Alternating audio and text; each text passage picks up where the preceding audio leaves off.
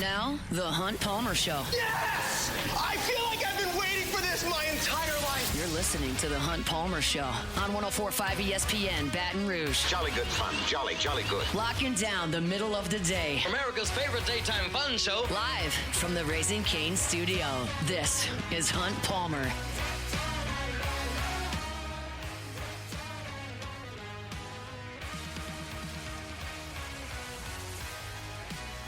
Hour 2, Monday edition of the Hunt Palmer Show, 104.5 ESPN Baton Rouge. Appreciate you hanging out with us here on this Monday. Hope your work week's off to a good start. Got some good news for you.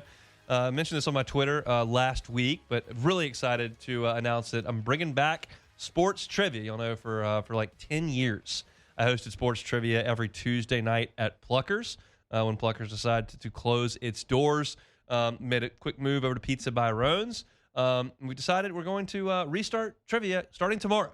So if you're looking for something to do, just highly recommend trying to come hang out with us. We're going to be at Court to Table, which is on Burbank, new establishment. You probably have heard of it. We've talked about it a lot on these airwaves, but it's an incredible setup. Last week was my first time there. They've got pickleball courts. They've got an awesome outdoor area that's great for young kids, great for folks to unwind and grab a drink. Got some life-size Jenga out there and some comfortable seating.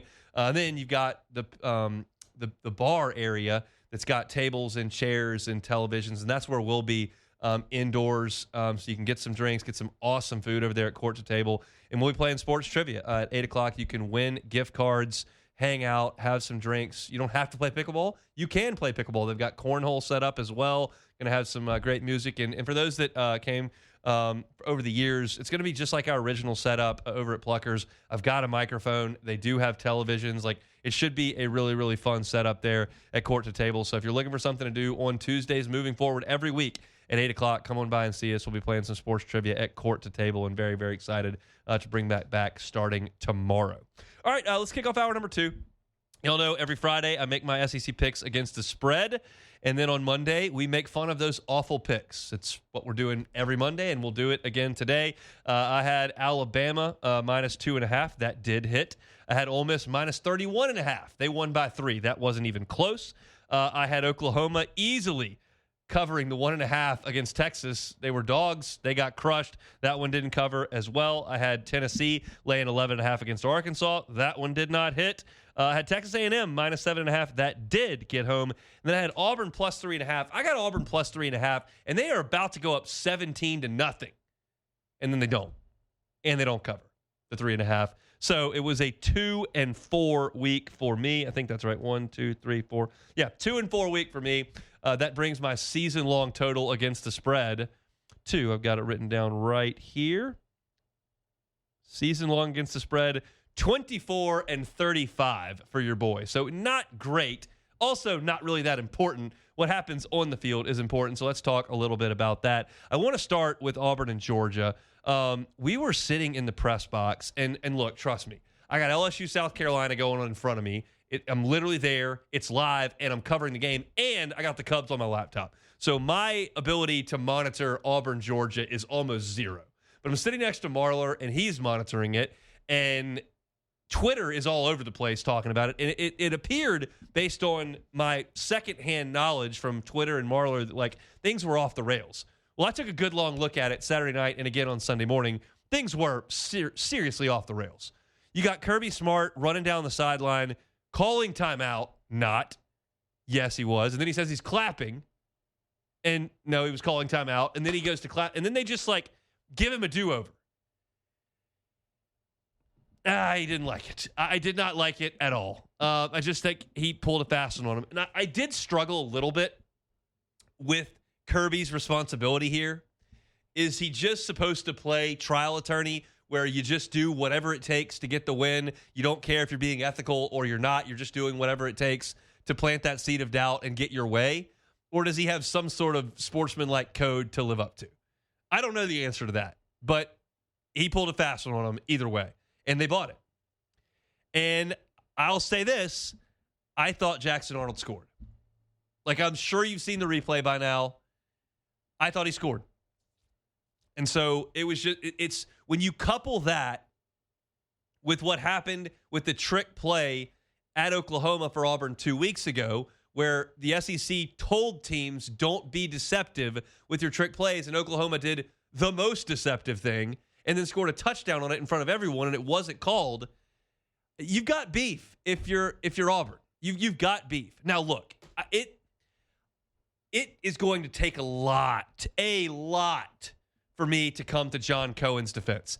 I don't like John Cohen. I don't like the way he handled himself as Mississippi State's baseball coach. I don't like the way I just didn't like him there. I thought his teams did things that I didn't agree with. I thought you threw at Mason Katz's head. I thought your base coaches were unethical with some of the things that they did and said. I did not like the way John Cohen ran his baseball program at Mississippi State. So I don't like him. I don't know John Cohen. Never met John Cohen. Probably won't. But the things that I have encountered with him in the past, I have a negative feeling and reaction toward him. And so you look at the way he handled himself before halftime. Sorry, I got beef with that. You're the athletic director. You're not in the arena. You're not a player. You're not a coach. You don't need to be on the field screaming at officials at halftime. That's not your job. So call that bias by me against John Cohen for things that happened literally 12 years ago. Fine. I'm fine with that. But he needs to chill out. If Hugh Freeze wants to blow a gasket, he's the coach. He probably shouldn't, but he can. The AD's got to be a little bit more professional than that. I didn't like that. But I thought his team got jobbed. And I thought it was impressive that Georgia shut Auburn down in the second half once they got down 10-0, scored 20 in a row. I thought that was impressive. But I also think that Georgia has some significant flaws. Like, they only scored 20 points. They're not doing a lot to be disruptive in the backfield defensively. Like, they're not a great team. I'm not confident that A&M is not really, really good. There will be a segment tomorrow where I talk about this more in detail, so I'm not going to blow the whole thing. I don't think A&M is a juggernaut this year by any stretch right now. I think they're a threat. I think they are a threat. And Florida got some things going offensively in the first quarter and scored that early touchdown, and they got another one. And then they didn't really move the ball in the second half. And A&M just kept handing it off, and handing it off. And they just bludgeoned them late in the game. Ended up running the ball 42 times in this game for 183 yards. And Marcel Reed did enough, 234 yards in the air. You put it all together, and they double up Florida. Outscored them 13-3 in the second half to win that game. They're good. They're 6-0. They're 3-0 in the league. They have a favorable schedule, I would suggest, and they're taking advantage of that. And I think they'll go beat Arkansas this week, and that could set up just a monster game between LSU and Texas A&M in 2 weeks. But Texas A&M right now is a significant threat to win the Southeastern Conference and to be a bye team in the postseason to go have a chance to make a run at this thing. I do believe that. They're dominating bad teams, which is what you should do if you're really good. The next big story, I guess, is Texas-Oklahoma. If you watched this game, I know a lot of people were on campus and didn't. I watched a lot of it before my show went on. It was playing in the tent at our tailgate at LSU Sports Properties. Mateer looked very, very, very much not healthy. Like, not only was he bleeding he has a surgically repaired thumb, for those that know he was hurt, but he has a surgically, that would be incorrect, surgically repaired thumb on his right hand, and he was bleeding profusely out of it and wiping blood on his pants and then trying to go out there and play quarterback. He threw 3 interceptions. And Texas realized that, like, Mateer can't throw. He completed 20 out of 38. He was almost 50% in the game, and he threw 3 picks. Texas wasn't very good on offense, but their defense had Oklahoma just on skates, so they just kind of played ball control, and they won the second half 20-0, just playing ball control. They ran it 35 times, not anything special, didn't have a rushing touchdown, and Arch kind of dink and dunked it, 21 for 27 for 166, but Texas was playing with the understanding that Oklahoma had no chance to throw the ball. So what does that mean? You take the run away, 30 carries for 48 yards for Oklahoma on the ground. That's 1.6 yards per carry for OU. There's no way you're going to win doing that. So I don't think – Texas talked a lot of trash after the game. Their social media account was throwing barbs at Oklahoma, saying they were an imposter for being a good football team. Arch is, putting the hat on in the student section. Sark saying a lot of people talked S-word about this team and whatever. They weren't great, but Oklahoma didn't have another option because Mateer was hurt, and it just didn't look very good to me. So we'll see what comes of that. The Ole Miss, just an all-time atrocious effort by them at home. Washington State gave up 59 to North Texas and 59 to Washington this year, and Ole Miss is losing that game in the second half. They give up a long touchdown run to fall behind. They do enough to win 24-21, but not a very good effort by Ole Miss. They're 6-0 though, and they get out alive. Then I guess the last one here, Alabama and Missouri. Just classic Missouri, I think, for me, for this program. Missouri is good. They're not elite. They're not great. They're not a threat to win the league or make the playoff or be a team that achieves much of anything. Their schedule is remarkably easy, but you got to beat somebody of importance, and they just don't really do that. So I think they'll lose 2 more games. They're at Auburn. They're at Vanderbilt. They play A&M in a game I don't think they'll win. They got Mississippi State. They're at Oklahoma and at Arkansas. I think they'll slip up 2 more times. They'll be another 9-win team. They'll go take a bowl game seriously. They'll win 10 games, and they won't really accomplish anything. That is where Eli Drinkwitz has this program. He's elevated them to that point. Missouri doesn't just fall out of bed and get to that point. But to me, they're just not a threat to be a championship-level team. They've got a talented running back. They've got a talented quarterback who made some mistakes on Saturday. They got an okay defense, and they're just not going to beat great teams. They're not going to be a playoff team. Probably 9-3 for Eli Drinkwitz when you've got a really, really manageable schedule. So that's my look around the Southeastern Conference. Another losing gambling week, another fascinating weekend in the Southeastern Conference. My power rankings will come your way at the bottom of the hour of hour 2 on Wednesday. But I want to talk a little bit about the SEC and kind of the hierarchy and where things are headed on tomorrow's show. So we'll do that when that time comes. We still got 45 minutes to go. Denton Day is going to be with us in 15 minutes. We'll switch back to LSU football when we come back. The Hunt Palmer Show. Highland Insurance Group, HighlandIG.com is that website. Hurricane season looks like it's coming to an end. Obviously, October still is in hurricane season, and we're ever vigilant around here. But hopefully, this will finish another quiet hurricane year, and that's great. But your renewal is probably coming up on January 1st. There's a good chance of that if you're a business owner. If that's the case, right now is the time to start making sure that renewal goes smoothly. And if you want a second set of eyeballs on your insurance program, let the Highland Insurance Group do it for free. They will audit your current program, make sure you have the right coverages, the right lines of coverage that don't have those pesky little those pesky little clauses in them that might be exclusions for coverage that you might need, but you don't know because you hadn't looked at it. The Highland Insurance Group will do it. And they'll make sure when that renewal comes that your insurance program is placed in the right spot at the right price with the right coverage. That's the most important thing in insurance, and the Highland Insurance Group will do that for you. Jonathan Carver and his team are great to work with. Give them a call. They're here in the Baton Rouge area. Check them out online at HighlandIG.com. HighlandIG.com. You're listening to The Hunt Palmer Show on 104.5 ESPN, Baton Rouge.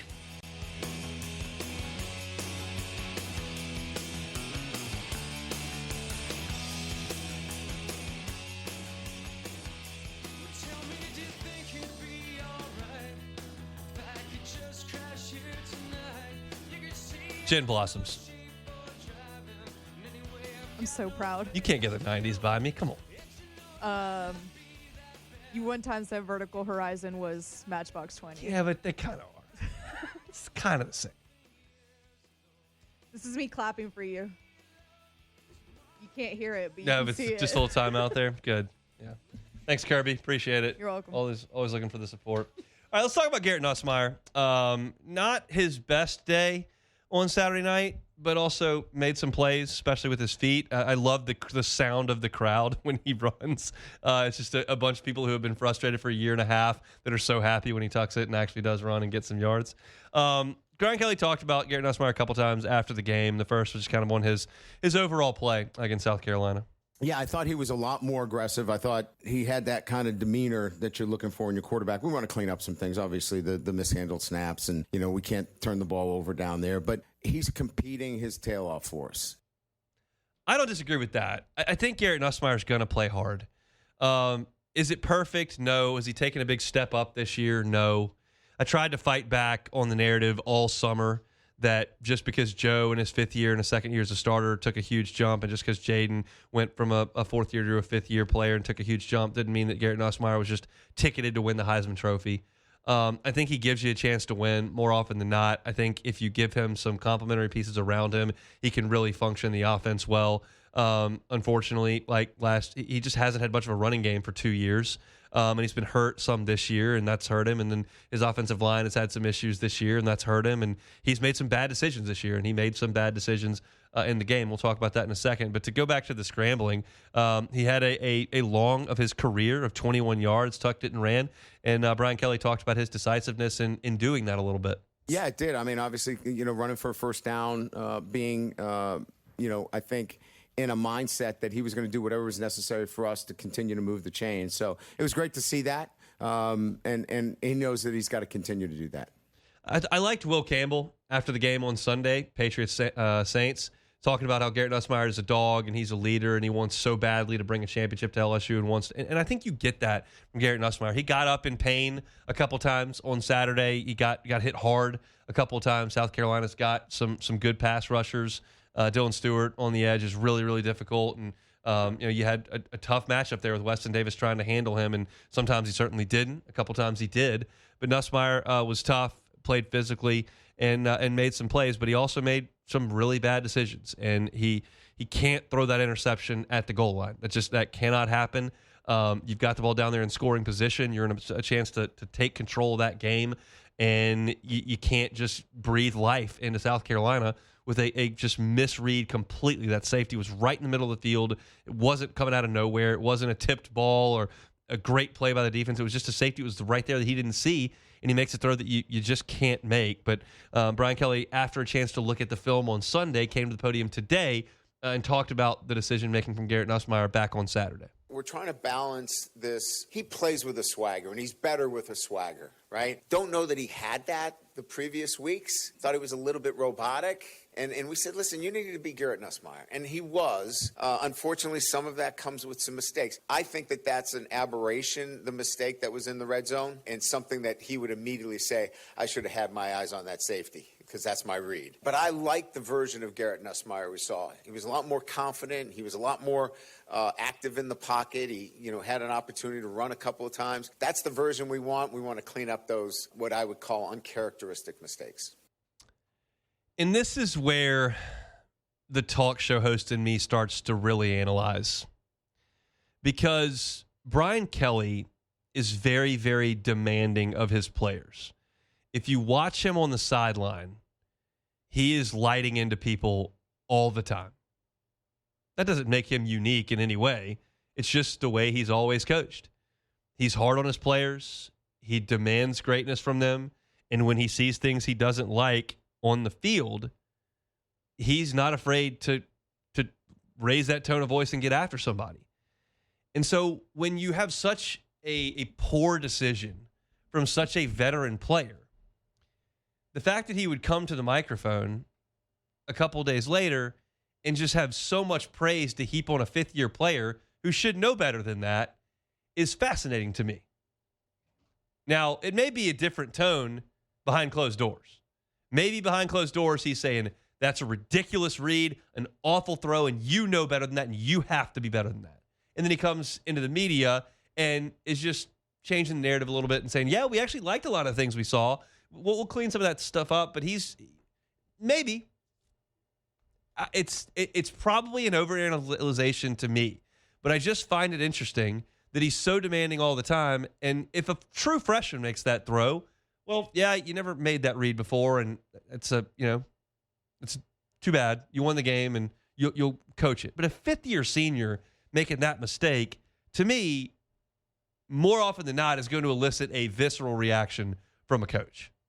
And to have it, he was not even that mad after the game, and certainly on Monday, just kind of like, yeah, I think we'll get better. I certainly noticed that. I don't know what to make of it. But I certainly noticed the handling of that. Here's my take, and I wrote this in my column postgame. LSU did a little bit more in the running game on Saturday. They ran for 166 yards. They had 6 runs of over 15 yards. The defense played great. You had some really exciting things from Trades Green. Kyle Parker makes a great catch and run. Chris Hilton got open. Like, they did some good things. But ultimately, when you play the best teams on your schedule, when you play Texas A&M, when you play Bama, LSU is not going to have enough to win if Garrett Nussmeier doesn't play great. Like, they are not going to be able to get by against some of these teams if he completes 61% of his throws with 2 picks, which is what he did on Saturday. That number's got to be way closer to 70, and he can't throw picks, especially in the red zone. And that's not going to change. I think LSU can win some games with a mediocre run game.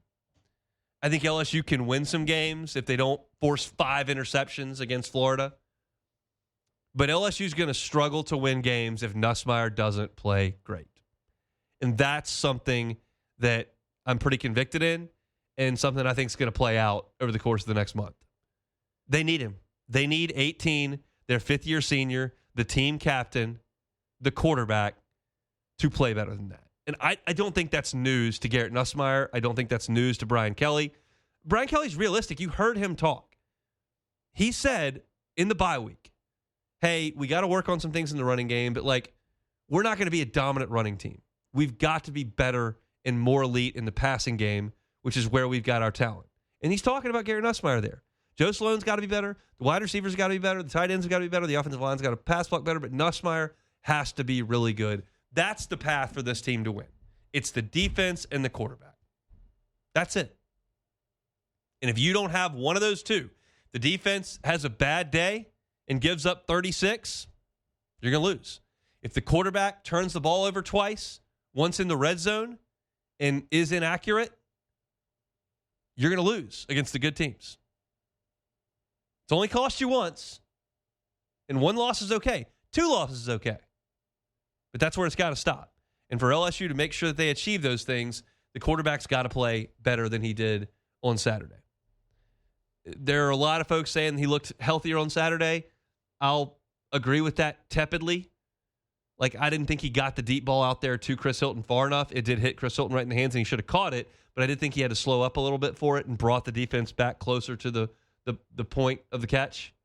That ball's out 4 yards further. I think it's a touchdown. You just got to have better throws, better plays from your quarterback. It's possible, but it's got to happen starting Saturday because I don't think LSU's going to hold Vanderbilt to 10 points. We'll see. That's a look at LSU football and their quarterback, Garrett Nussmeier, who finished Saturday night with 254 yards, 2 touchdowns, but 2 costly interceptions. All right, when we come back, Denton Day, college football overtime. What's going on with James Franklin at Penn State? Where do they go next? What's going on in Auburn with Hugh Freeze? What's going on in College Station? Texas A&M. How about USC? Big win. We'll talk about all that with Denton Day when we come back. The Hunt Palmer Show. Genesis of Baton Rouge. GenesisofBatonRouge.com is the website. Every car that's on the lot is on the line at GenesisofBatonRouge.com. A luxury brand at a reasonable price. A luxury brand at a reasonable price. That's Genesis of Baton Rouge. That's the model at Genesis. Get on by and see it. Every single vehicle on the line of vehicles, all of them, are an IHA top safety pick. Every single one. So you know when you get behind the wheel of a Genesis, whether it's sedan, SUV, no matter what, anywhere in between, you're getting into one of the safest cars on the road. So important to those with families. Like, you got to have a safe vehicle. Genesis promises that. They promise you an unbelievable staff, America's best warranty, and wonderful perks after the sale, like complimentary valet maintenance for 3 years, 36,000 miles. It's Genesis of Baton Rouge. Invite you to go see the dealership. It's on airline at Pico, or check them out online, GenesisofBatonRouge.com, GenesisofBatonRouge.com. You're listening to The Hunt Palmer Show on 104.5 ESPN, Baton Rouge.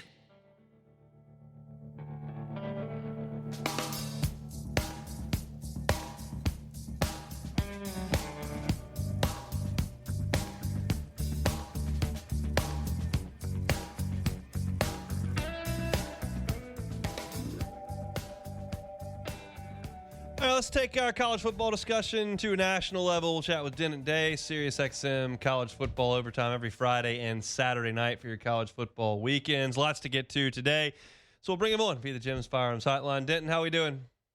I'm doing a lot better than a certain guy that was once the head coach at Penn State. I can tell you that, hon. Well, he gets a fat check, so it just kind of depends on how you want to view that for sure. But it's a little shocking that we got this far this fast there in Happy Valley. What do you make of the last month for James Franklin? I mean, it is stunning, honestly. 16 days, 17 days ago, whatever it was, Penn State had a game against Oregon that if they won that game, the hype that had surrounded them the entire year would have been shot to the stratosphere in a way that I don't know has ever really surrounded Penn State. Like, they had some hype coming in, but winning Oregon would have taken that to the next level. And here we are now on a Monday sitting here, and he is no longer the coach of the team. Their quarterback is done. He's going to go get $50 million to basically sit and chill for a little bit, probably do like some media, maybe a year of media, then go back and coach.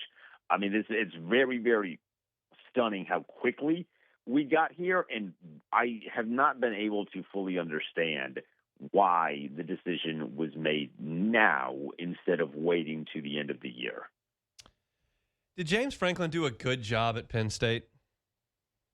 He did a great job at Penn State. I think, was he ever going to be a national championship coach? No, but he was not the immediate follow-up to Joe Paterno. But he did a phenomenal job taking a program that really should have been at the bottom of the barrel for a long time. You're not really supposed to survive the kind of thing that you went through with the whole Paterno-Sandusky thing. You're not supposed to survive that. And he took a program that should have been dead, and he resurrected it, led them in a really good direction. And as far as we know, at least now, they didn't really have a massive amount of off-the-field issues. He just couldn't win. But they were – I thought – if you look at everything from a broad picture, he did a fantastic job at Penn State. He just was never going to be the guy that took them over the top to be a championship level team.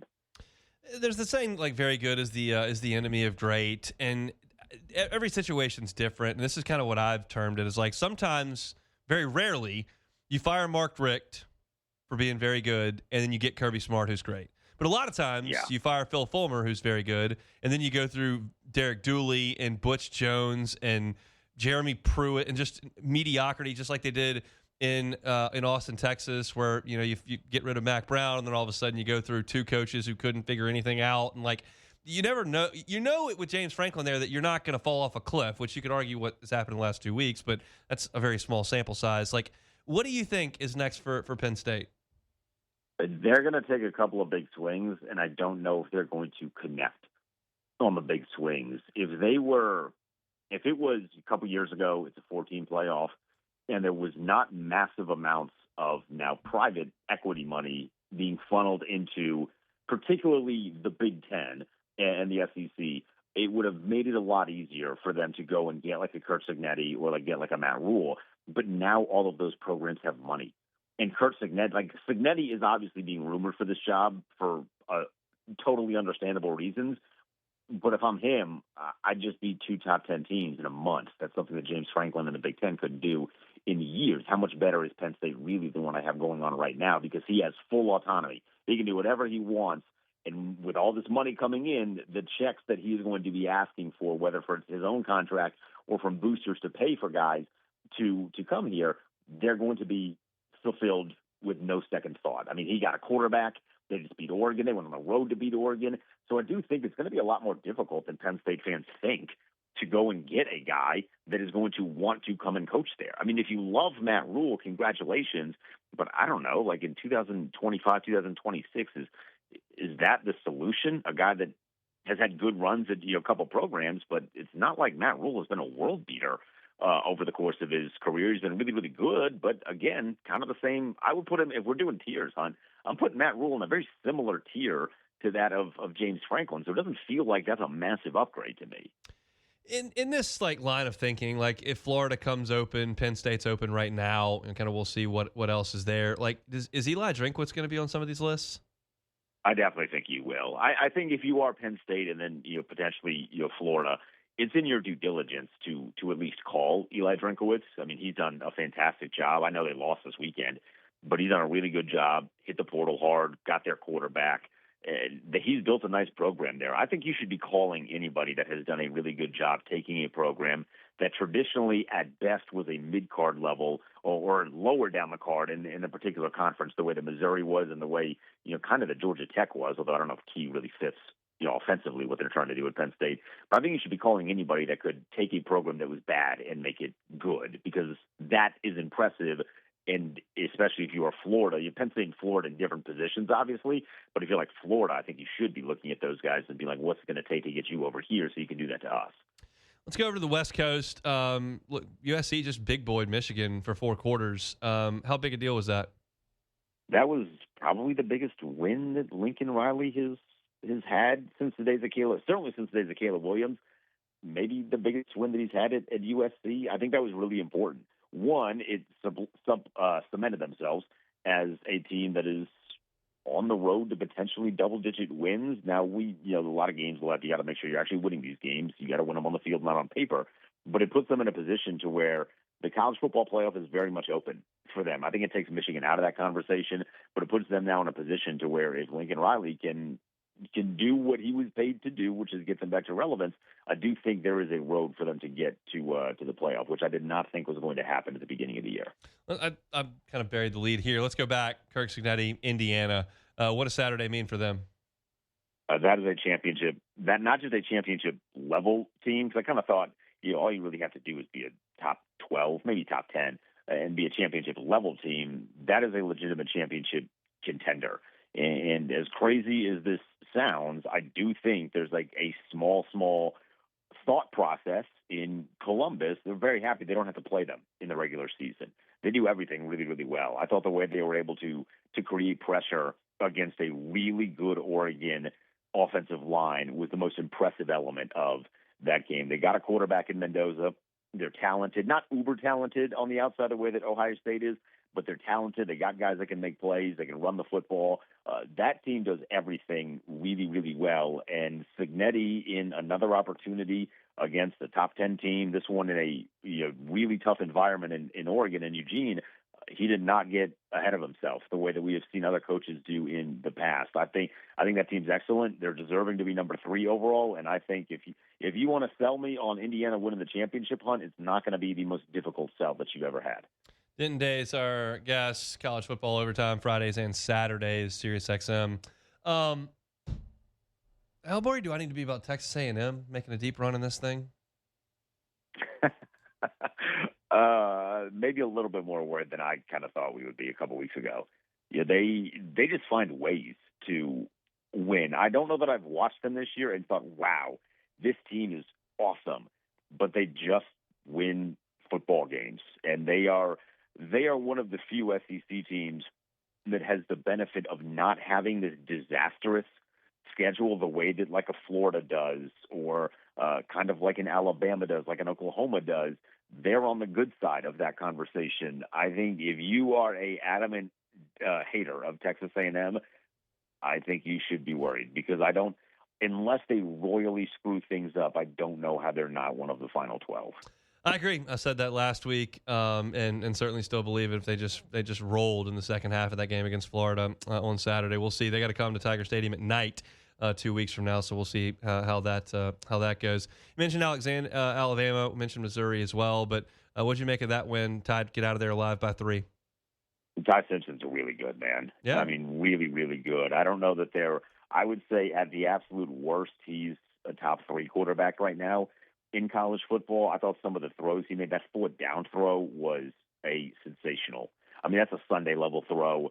There was one of the touchdown passes that he threw. I think it was the second one, the 16-yarder in the back of the end zone. I mean, that was a kind of splitting. Honestly, it's a throw that I've seen a particular quarterback that used to play in Baton Rouge that now is playing tonight in the NFL. I've seen him make that a couple of different times. That's a high-level throw right down the seam that Ty Simpson made. So I think he is a really, really good player. They still have some flaws. I don't necessarily love some of the other things they do offensively. I think the running game could be a little bit better. I think defensively they're not as stout as we are accustomed to seeing Alabama be. But Ty Simpson is really good, and we know if you have a good quarterback, he'll take you a long way. Georgia kind of finds a way there. Craziness and chaos on the plains at Auburn. Hugh Freeze and his team can't catch a break. But I just feel like Georgia's okay for their standard, but that's been enough to get these wins the last couple of weeks. I don't like being a blame the officiating guy, but the officiating in that game sucked. Bad. It was bad to the point where just as a viewer of the game, I was like, wow, can we get to some replays here? Can we not have a single replay?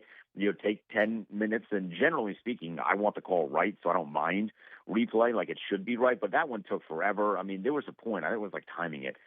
6 plays took 20 some odd minutes. Yeah. And I'm like, this is not a fun game to watch. And it distracts most people from the fact that, as you mentioned, Georgia is just fine. They just escape games that I don't know that Auburn should have beat them because they completely rolled over in the second half. I don't think they responded to some of those weird officiating decisions well. But I don't look at Georgia and think that's an awesome team. I think they have a quarterback that's still exceptionally limited. The running game seems optional at times for them, and defensively they're good, not great. So I do think once they start to play really, really good teams, you've already seen that with Alabama, once they start to play really good teams, they're going to get exposed, but Auburn is not a really good team, so they were not exposed this weekend. Well, the host, number 5, Ole Miss, who's unbeaten, but Vegas doesn't seem to think that that's a really, really good team because the spread on that game on Monday here, 7.5, Georgia is favored. That surprised me just a little bit. Oh, Lord. How do you see? That is oh, God. I'm going to have to bet Georgia. I'm going to have to. I can't see that spread and think, oh, yeah, Vegas clearly knows something. Ole Miss is a team that did not look good. No, they didn't. This weekend, I thought after a bye that they would come out and just dominate Washington State, and it was into the third quarter where I'm sending texts to people trying to potentially line up an interview with Washington State, which I didn't think I was going to be doing this weekend. Yeah. So they did not look very good at all. I still like Trinidad Chambliss, but I think Ole Miss, I was a little over the top on them when they beat LSU, and I was like, this is Lane's year. He's doing all these things really, really, really well. I think I jumped the gun a little bit there. They'll still make it more likely than not, but I don't know that they're nearly as good as I thought they were. Third Saturday in October, Tennessee headed to Tuscaloosa to play Alabama, top 15 game there. Alabama is an 8.5-point favorite in that game. How do you feel about it? I think Alabama is going to cover yet again. I think, again, it comes back to Ty Simpson. And Joey Aguilar is a good quarterback, and Tennessee does some really fun things offensively, but I don't know that they can stay in it with a really, really competent team on the other side. And Alabama is a really, really competent team. So I do think Alabama is going to come out on top of that one. That number is a big number in this kind of rivalry game, but it's that big for a reason. So I might be – usually I start to make some bets on Wednesday, just to kind of let the lines kind of chill out a little bit because sometimes they're just ridiculous on Saturdays or on Sundays rather and Monday. But I imagine that I'm going to be playing Alabama this weekend. USC headed to South Bend coming off that big win. This is another big number, 8.5. Notre Dame is favored over Lincoln Riley's Trojans. The winner of this game is going to likely end up in the college football playoff, and the loser of this game is likely not. And I am, for probably the first time since he has taken the job at USC, I think I'm rooting for USC. I'm kind of done with Notre Dame this year. I'm good, man. I like Jeremiah Love a lot. CJ Carr's fine. I don't need to do. I think absence makes the heart grow fonder. If we're sitting here in late December and I'm not thinking about Notre Dame, I think I'll like Notre Dame a little bit more. So they can be absent for a year. I want to see USC in there just to kind of see what Lincoln Riley can do this year in the college football playoff. I do think USC takes down Notre Dame. Let's talk about the home team here. LSU is headed up to Vanderbilt for brunch, an 11 a.m. kickoff Central Time. That game started Vanderbilt -1.5. It's been bet up to Vanderbilt -2.5. You like Diego Pavia and company to beat LSU? I do not. I think I'm way off the Vanderbilt story. I know everybody in the SEC kind of loves them a little bit. I'm good. I'm all Vanderbilt, and I know offensively. I'm sure you talked about this. You still have a little bit to be desired when watching them, but I thought the run game was really good. So maybe this weekend is when they finally put everything together and they showcase the offense that we've been hoping that they're going to be this entire year. Yeah, the 20 points on Saturday was disappointing. The way they got there looked better than 20 points, but ultimately it's how many points you put on the scoreboard. They need to clean it up. 2 turnovers literally at the 1-yard line. But you gotta. They did some things better over the weekend against a bad South Carolina team. But we'll see. LSU and Vanderbilt, 11 o'clock on ABC coming up on Saturday. Denton Day, SiriusXM's College Football Overtime with you Fridays and Saturdays in the evenings here on Monday afternoon. Thank you, man. Hunt, appreciate it as always. Jaden Daniels, 2 touchdowns tonight. Book it. We like that. Jaden on the field tonight against the Chicago Bears. We'll be watching here from Baton Rouge. I'll give you a thought on that game when we come back, and we'll close it out on this Monday. The Hunt Palmer Show. One Bath and Closets. OneBathAndClosets.com is the website. David Duvall and his team, 30 years redesigning and remodeling bathrooms and closets. If you're looking for a new shower because you've got this big tub that you don't use that was put in the 80s or 90s, and they were doing those huge jacuzzis, and you don't have any interest in that, but you might like a brand new, gorgeous walk-in shower, David Duvall and One Bath and Closets do tub-to-shower conversions all the time. They can do it from soup to nuts, as David says. They can handle your floors. They can handle the restoration of your vanities. They can put in a new shower. They can take out a shower, add a closet in the bathroom. All these things are well within their purview, and it doesn't have to be a 2-month process with just tons and tons and tons of expenses. It could be something 3 to 5 days with a tub-to-shower conversion. David and his team are happy to talk to you about that. It's One Bath and Closets. Find it all online at OneBathAndClosets.com. You're listening to The Hunt Palmer Show on 104.5 ESPN, Baton Rouge.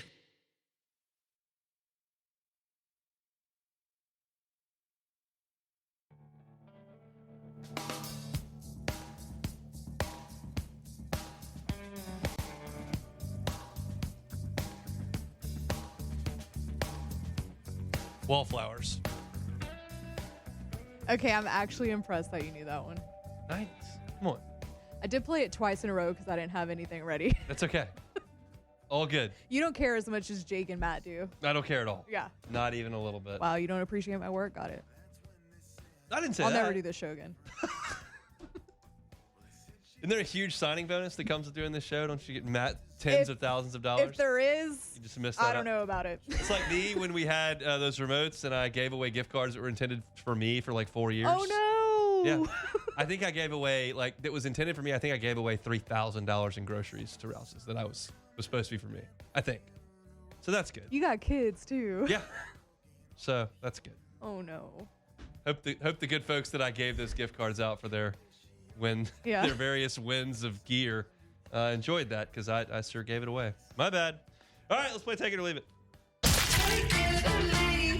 Take it or leave it. Take it or leave it. Presented to you by Flight by Yingling, the next generation of light beer, crafted by America's oldest brewery. Today's hottest stories in sports, news, and sometimes even Hunt's life. The question is, will he take them or leave them? Flight by Yingling, the next generation of light beer. Had a couple watching the Saints yesterday from the fridge. Cold, refreshing, light, 95 calories, 2.6 carbs. Flight by Yingling, next generation of light beer. Take it or leave it. Going a little off script here. Carving pumpkins. Leave it. I don't want to do it. Anyone else can do it. It's one of those deals like Oh, wait, you I'm have not one going to of be these, able. right? I'm not going to be able to make one that looks good anyway. I have no Leave it artistic alone. ability at all. So like, Yeah. I'm good if they want to do it. I'll just go watch the football game. And they did. There's a bunch, like 20 of them were carving pumpkins yesterday. I watched the Saints game. All right. Take it or leave it. Game 1 of the NLCS tonight. The Dodgers will take down the Brewers. Take it or leave it. Hopefully take it, but I don't care. I can't. I'm not emotionally mature enough. I'm not a good enough sport to watch that series. I can't. I can watch the American League. I cannot watch the Brewers play the Dodgers. It's understandable. This is a line. It's like evil versus evil. For you. It's a line my mom has said many, many times. It doesn't bring me joy. Watching that series is not going to bring me joy, so why would I do that? I'm not going to do it. That's fair. I'm not mature enough. If you're a mature person, you would say, oh, great job by the Brewers, wonderful job by them, best of luck in the next round. Me, the immature person, says, I hate you, I hope you lose, but I'm not watching. And you're going to accuse them of cheating as well. I might. That's perfectly within the reasonable expectation for me. Super reasonable. Task on HBO. Take it or leave it. Take it. Very good. My wife and I are watching Mark Ruffalo. It's good. It's about Philly cops, drugs, types of things, and we're like 4 episodes in. We're enjoying. I do recommend. Okay, I didn't even know that was a thing. Jaden takes down Caleb again tonight. Take it or leave it. This has so many implications for me. Yeah, personally. I'm gonna leave it. I think the Bears are gonna win. I just Leave it alone. I'm not feeling the juju from Commanders right now. Like I know they went out and beat the Chargers. That is a good win, but the Chargers haven't played as good. I think the Bears are playing a little bit better the last 2 weeks. Maybe not. I could be completely wrong. But I'm pulling for Jaden. I hope they win. I'll be watching. But I kind of like the Bears tonight. That's it for this Monday edition Hunt Palmer Show. If you missed any of it, catch it on demand wherever you find your sound. Matt's about to drive you home next on After Further Review. I'm going to go watch LSU practice basketball a little bit. We'll see you tomorrow. Same time, same place for a Tuesday edition of Hunt Palmer Show. The Hunt Palmer Show.